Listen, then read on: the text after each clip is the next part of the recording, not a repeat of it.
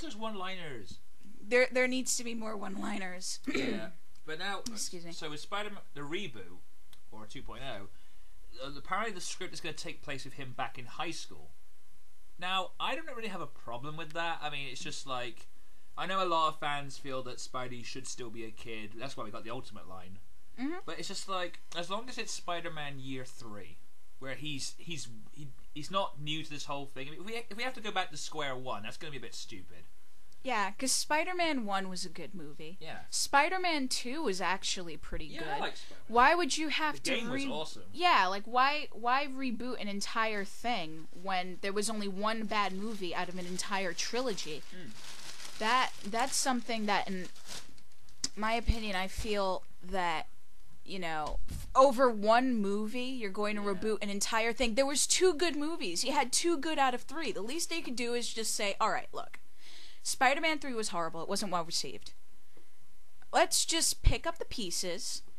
We'll string together a better story for the next one. Have only one villain. That way you have more character development for that one villain instead of shoehorning like 3 in there. At most, I believe that at most there should have been like 2 villains in Spider-Man 3. At most. I mean, movies have proven that the best you can do is usually 2 villains. I mean, even though now the only 2 franchises I know of that have pulled off more than 2 villains well and done it right is X-Men and Batman. I mean, for example, in Batman Begins, you had Falcone, you had Zsasz, you had Ra's al Ghul and Scarecrow.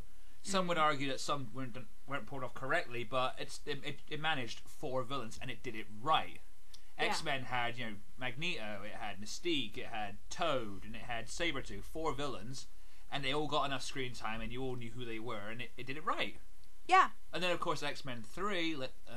I think I'll sum up that movie in one sentence. I'm the Juggernaut, bitch! That was the best meme ever. It really was. And then Vinnie Jones kind of, don't you know who I am? I'm the Juggernaut, bitch! Straight out of London, bloke, you plonker! Yeah, that was kind of... Yeah, let's not... Yeah. And then, of course... X-Men Origins Wolverine, and that was just fucking ridiculous. Why would you need to make another movie about Wolverine when there have already been 3 movies about Wolverine, and they were called X-Men 1, X-Men 2, and X-Men 3? Why would you need another one? But the point I'm trying to get with that is, I mean, they realised they fucked up with that movie, and now we're going to get Deadpool and Gambit spin-offs. Which I believe is a good thing, because Gambit was originally supposed to be in the 3rd X-Men movie. I remember reading news that Gambit was going to be in it, and, you know, my mom's a Marvel fangirl, and I'm one through... We should hang out more. Yeah, yeah. My mom's a Marvel fangirl. She grew up in the 80s reading her X-Men. We had a good time, and I was like, hey, Mom, Gambit's going to be in the movie. She was like, oh my god, Gambit's going to be in the movie. I'm so excited. He's so hot. Did she see X-Men Origins Wolverine? I believe she did. Oh, what did she say? I'm not sure, but her exact words were, Hugh Jackman's a hot piece of ass. Mom, if you're watching this, I agree with you. I love you, and I'll be home in a couple of days. Anyway, I'm sort of getting back to the point really about Spider-Man 2.0. It's like, what they should have done was, like, I'm glad they're going to give Venom his own film, but that's what they should have done from the start. Yeah.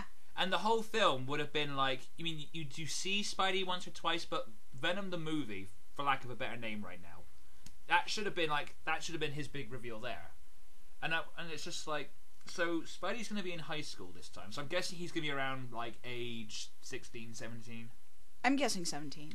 Now I've read a lot of the comics, and some of the things that me and Lily were talking about that kind of pissed us off is, why did you have Mary Jane before Gwen Stacy? Yeah, this is what always peeved me about the first movie. I thought the first movie in the trilogy was actually very good. I really enjoyed the movie.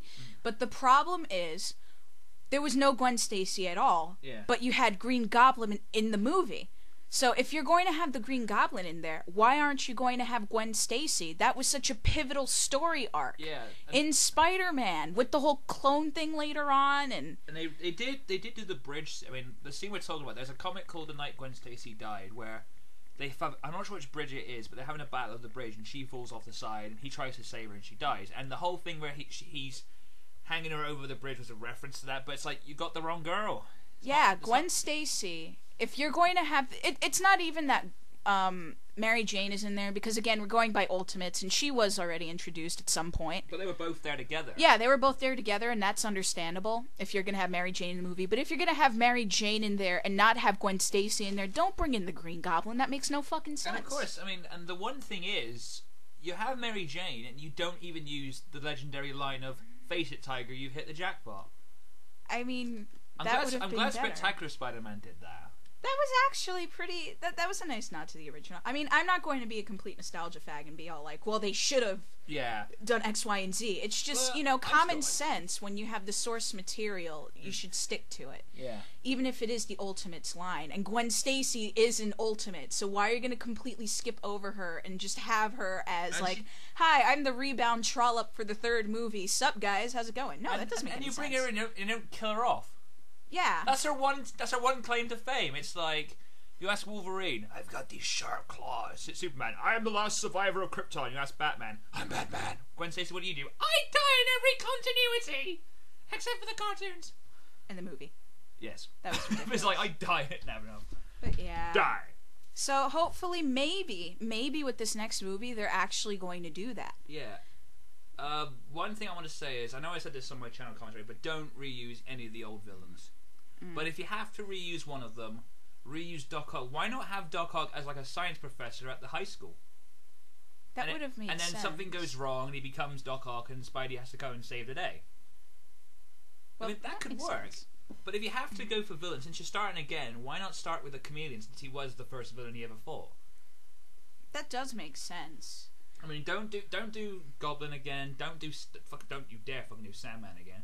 That was... See, I've seen the third movie, I believe, twice in my entire life. And until a little while ago, before we decided to record this, I forgot that Sandman was even in the fucking movie. That's how memorable he is. I'm thinking of watching that movie later just to laugh at it. Yeah. The swagger. We're going to count how many times someone cries on screen. Oh, it's a deal. We'll do that. Alright, I tell you what, when we're done with this, I'm probably going to put the film on, and I'm actually going to write my channel comments how many times it is. Yeah, we're going to count, okay? We're going to have a tally of how many people cry on screen and how many times each character cries. We're just going to we're going to count all of that, and we're going to go and post that later. It's like... That's another thing. It's like... Now... I mean, I know the main point is the reboot. Now, what I think about the reboot is, just to get back on topic here, it seems kind of silly that they have to do this. It's like, you've lost your director, you've lost your three main actors, but why should that spell the end? There have been plenty of franchises that may have lost a key actor, or a director, and they've carried on. Yeah, they just went on doing what they were doing. I mean, look at Batman Forever. Now, I always defend Batman Forever and say it's a great film. Right. It introduced, Val Kilmer and Joel Schumacher, but if you look at the rest of the cast, like the guy who played Alfred, Commissioner Gordon, and everything, it's still the same guys. Just because you lose the big name act doesn't mean it's over. Yeah, what about Iron Man 2, where they went and they got rid of that guy? They lost in Iron Man 2. They lost Terrence Howard, replaced him with Don Cheadle, and Don Cheadle is a much better actor. Or since we were talking about it earlier, The Dark Knight or Batman Begins, they lost Katie Holmes. They got Maggie Gyllenhaal. Yeah. Just because you lose an actor doesn't mean that's it. Game over. Yeah. You should just carry on and do what you're doing. If not, then all of this time and effort put into the story for a fourth movie is worth absolutely nothing. No. That's a giant spit in the face to the people that were working on the film prior to it being canceled. That's a giant slap in the face to all of the writers and all of the actors that worked on that film that shouldn't have been replaced. Yeah, I mean, it's like, it does seem a bit sad that we have to do this. I mean, if anything, I had a feeling that Spider-Man 4 wasn't going to happen. I mean, the villain list kept changing every week, release date kept changing, but I think it's like, and most of us have really stopped caring, because newer movie franchises have been appearing. I mean, for example, you got Iron Man, Thor, and those look good, and of course the Avengers coming soon, which I'm really looking forward to. Yeah, everyone's looking forward to that, basically. And it's just like, we've kind of forgotten about Spidey. We just don't care anymore. Yeah. And that's, I mean, it's kind of sad, but it's true. I mean, after the stinking craze that was Spider-Man 3, many people looked at Iron Man and Hulk and like, hey, I'm ready to watch this, Because Iron Man is still the best Marvel movie they've made so far. I will have to agree. It had everything you wanted in one movie. Yeah.